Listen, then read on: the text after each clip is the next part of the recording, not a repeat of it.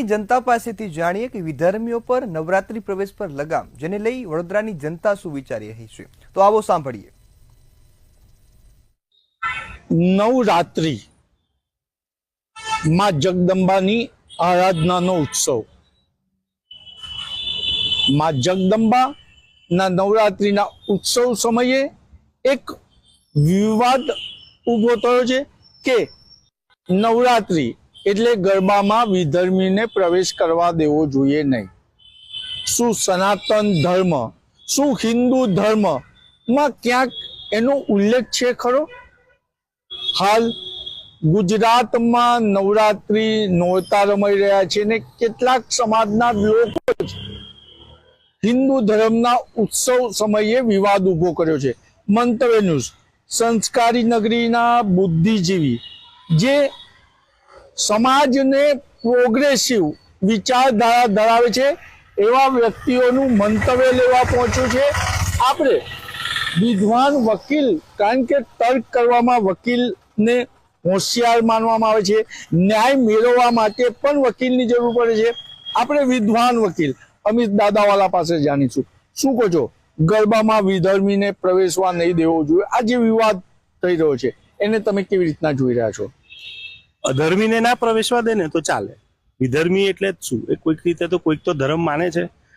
આપણે એક બાજુ એવું કહીએ છીએ કે આપણે સનાતની છે, વૈદિક સનાતન ધર્મવાળા છે, તો આપણાથી જૂનું તો કોઈ જ નથી।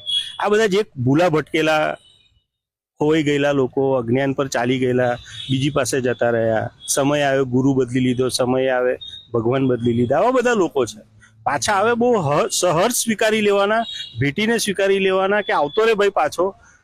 પેલી હિન્દીમાં કહેવત છે ને, સુબહ કા ભૂલા શામ को लौट के आ जाता है, उसको भूला नहीं कहता है। હજી સાંજ તો થવા દો, કોઈ વિવાદનું ઘર નથી। આ બધા હિન્દુઓ જ છે, ગમે ત્યાં જાય, દુનિયાના કોઈ પણ છેડે। જો રિસન્ટ સર્ચમાં એવું મળ્યું છે કે ઈરાન ઈરાકની અંદર પણ જમીન ખોદે ને ત્યાંથી શિવલિંગ મળ્યા છે। આ બાજુ ઇન્ડોનેશિયામાં પણ ભગવાન રામના મંદિર છે, કરન્સી છે। આ બાજુ ચાઇનાની અંદર પણ આપણી જેમ ભગવાનને પૂજાય છે। ક્યાં ભગવાન નથી, ક્યાં વૈદિક ધર્મ નથી, ક્યાં મહાદેવ નથી, બધે જ છે ચારે બાજુ। આ બધા આપણા જ લોકો છે। થાય હવે ભૂલ બધાથી થાય, જતા રહ્યા અહીંયાથી ને માફ કરી દેવા જોઈએ ને સ્વીકારી લેવા જોઈએ। એટલે તમે એવું માનો છો કે જે અત્યારે વિવાદ ઉભો કરી રહ્યા છે એ લોકોને શું સલાહ આપશો? એ લોકો સીધા સીધા શબ્દમાં કહું, ગોળ ગોળ ફેર્યા વગર મૂર્ખ છે, ખોટા લોકો છે। પોતાના અંગત રોટલા શેકવા માટે સમાજને, હિન્દુ ધર્મની જે સહનશીલતા છે, હિન્દુઓની જે સ્વીકારવાની શક્તિ છે, તમે ઇતિહાસ જુઓ, હિન્દુઓ પર કોણે આક્રમણ નથી કર્યું અને કયા આક્રમણનો હિન્દુએ જવાબ નથી આપ્યો। જે ભાષામાં આક્રમણ થયું છે એ ભાષામાં હિન્દુએ જવાબ આપ્યો છે। અને આજની તારીખમાં પણ નંબર્સમાં આપણે લોકો બહુ મોટી સંખ્યામાં છે। નહીં તો આપણે પણ પારસીઓની જેમ, આપણે બીજી બધી કમ્યુનિટીની જેમ, હું બીજા કોઈના નામ નથી લેતો, પણ ઘણા બધા વિશ્વમાં એવી જાતિઓ, પ્રજાતિઓ છે જે લુપ્ત થઈ ગઈ। કેમ હિન્દુઓ લુપ્ત નથી થતા? એની પાછળનું રીઝન આ છે કે હિન્દુઓ છે ને સ્વીકારતા શીખ્યા છે, સમર્પણ કરતા શીખ્યા છે, અને કોઈને પણ માફ કરવાની આપણી પહેલી ભાવના રહી છે। માફ કરતા શીખો, જીવન સરળ થાય, કામ કરો। આપણે 2047માં આ જ બધા લોકોને કહું છું કે તમારા સુપ્રીમો, સર્વે સર્વા, જેના નામ પર તમે જીવી રહ્યા છો, શ્વાસ લઈ રહ્યા છો, ટીવી પર ગમે એમ બોલી રહ્યા છો, એ લોકોને લીધે જ, એ જે વ્યક્તિને લીધે કીધું, એને જ એવું કીધું છે કે 2047માં આપણે દેશને વિકસિત કરવાનો છે। એમના જ કોઈક ચમચા એવું કીધું છે થોડાક દિવસ પહેલા કે ભારતની અંદર અમારા લોકતંત્રની અંદર વિકાસને રોકી રહ્યું છે ન્યાયતંત્ર। તો આ બધા ડોબાઓને, મૂર્ખાઓને સમજાવવાની જરૂર છે કે આવું ના કરો, તમારો સુપ્રીમો સર્વે સર્વા ના પાડે છે। આપણે અન્ય ભાઈને પૂછ્યું, શું કહો છો સંગ્રામભાઈ, ગરબામાં વિધર્મીને પ્રવેશવા નહીં દેવા જોઈએ તેવો વિવાદ ઉભો થયો છે, આને તમે કેવી રીતના જુઓ છો? બધાથી પહેલા તો હું એવું કહીશ કે જો મારો ધર્મ જે છે એના પાયા જ એટલા નબળા હોય કે કોઈ બીજા ધર્મના માણસના પ્રવેશવાથી મારો ધર્મ બદલાઈ જતો હોય તો હું લાયક જ નથી મારા ધર્મને। એટલે મારા ધર્મને, એટલે કે હિન્દુ ધર્મના પાયા મને એવું લાગે છે કે બીજા બધા ધર્મ કરતાં એટલા ઊંડા ને એટલા મજબૂત છે કે આવા બધા વિવાદોથી એ પાયા હલવાના નથી। બીજું કે કોઈક લોકલ પોલિટિકલ ગેઇન માટે કે ધર્મને સમજ્યા વગર કોઈ પણ પ્રકારની આવી ગતિવિધિ જો કરવાની હોય તો આજનું યુવા જે છે તે પણ બહુ જ એકદમ અવેર છે કે આ બધું ના ચલાવી લેવાય લાંબા ગાળે। અને તમે જ્યારે કોઈ પણ ધર્મ કા કોઈ પણ પોલિટિકલ સિસ્ટમ, આ બધાનો હેતુ એક જ હોય છે કે દેશની ઉન્નતિ થવી જોઈએ, દેશનો વિકાસ થવો જોઈએ.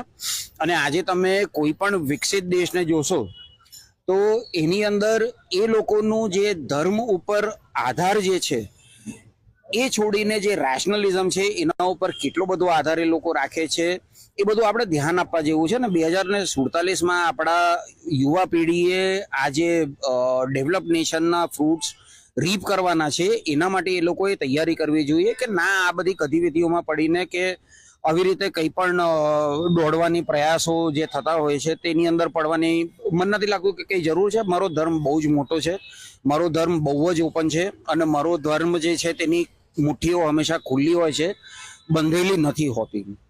એટલે મને નથી લાગતું કે આની અંદર કોઈ બહુ મોટો વિવાદ હોવો જોઈએ. વિવાદ હોવો ના જોઈએ. માં નવરાત્રીમાં વિવાદ છે એટલે માતા સ્વરૂપ ગૃહિણીને પણ આપણે પૂછીશું, શું કહો છો? ગરબામાં વિધર્મીને નહીં પ્રવેશવા દેવાનો વિવાદ અને ઉત્સવ સમયે અશાંતિ જેવું વાતાવરણ. જો ઘણી સરસ આપણે આની પહેલા વાતો કરી છે, સર લોકોએ સરસ આપણને કીધું છે. જ્યારે હું જો મારું પોતાનું મત આપ્યું તો બધાનું માઇન્ડસેટ અલગ છે. કોઈ ધર્મને મહત્વ આપે છે, ધર્મની ડેફિનેશન બધા માટે અલગ છે, કોઈ માનવીયતાને મહત્વ આપે છે. તો એ અલગ અલગ ઓપિનિયન લેવા એ તમે કહો છો એ પ્રમાણે વિવાદનો વિષય છે.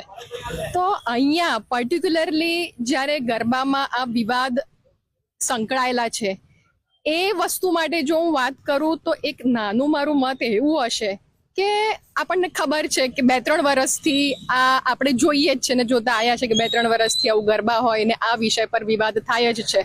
તો ગરબાના 15 દિવસ પહેલા, 1 મહિના પહેલા જે રિસ્પેક્ટેડ ગુજરાતની બડોદાની ઓથોરિટીઝ છે એ જોડે બેસે, એક ધારણા બનાવે, એક ફ્રેમવર્ક રેડી કરે અને બધા સંચાલકો અને જ્યાં જ્યાં આપવાને લાયક હોય એ સર્ક્યુલેટ કરે. અને જ્યારે સરસ પર્વ ઉજવવાનો ટાઈમ હોય છે, માતાજીના ગરબા રમવાનો ટાઈમ હોય છે, એ જે કંઈ પણ આપણે ફાઇનલ ડિસિઝન હશે રિસ્પેક્ટેડ ઓથોરિટીઝ જે માન્ય કરશે અને બહુમતે જે નક્કી થશે એને બધા સંચાલકો એ રીતે પાલન કરે. તો આ એક મારું નાનું મત છે જે ફ્યુચરમાં આપણે એવી રીતે કદાચ કરી શકાય. Thank you. એટલે માની નવરાત્રી હોય અને ગરબા વિધર્મી ના રમી શકે તેવો વિવાદ ઉભો કરતા હોય ત્યારે એ પણ સમજવાની જરૂર છે કે રાજકારણમાં ધર્મ હોવો જોઈએ, ધર્મનું રાજકારણ ના હોવું જોઈએ. અને જ્યારે માં અંબાની આરાધના કરતા હોય નવરાત્રીમાં ત્યારે માતાની ચુનરી બનાવનાર જો કોઈક મુસ્લિમ સમાજનો ભાઈ ચુનરી બનાવે અને માતા જો સહજ સ્વીકારતી હોય તો માતાની આરાધનામાં વિધર્મીને કેમ પ્રવેશ નહીં? અને ચર્ચા તો એ પણ છે કે જે લોકો વિવાદ ઉભો કરી રહ્યા છે શું તેમને પોતાના જ સંત સમાજની પાસે મંતવ્ય મેળવ્યું છે? સનાતન હિન્દુ ધર્મના સંતો, મહંતો, વૈષ્ણવાચાર્યો પણ ક્યાંક ને ક્યાંક મુસ્લિમ સમાજની ધાર્મિક સ્થાનો પર જતા હોય છે. ત્યારે આ વિવાદ નથી ઉભો થતો. ને ખાસ જ્યારે હિન્દુ ઉત્સવ ઉજવવાનો હોય છે ત્યારે જ આવો વિવાદ કેમ ઉભો થાય છે? ખરેખર તો સમાજના નેતાઓએ, રાજકીય નેતાઓએ પણ આમાં દરમિયાનગીરી કરવી જોઈએ અને રાજકારણમાં ધર્મને પાલન કરવું જોઈએ, ધર્મમાં રાજકારણ ના લાવવું જોઈએ. કેમેરામેન મિલિંદ મેલે સાથે નિલેશ બ્રહ્મભટ્ટ, મંતવ્ય ન્યૂઝ વડોદરા.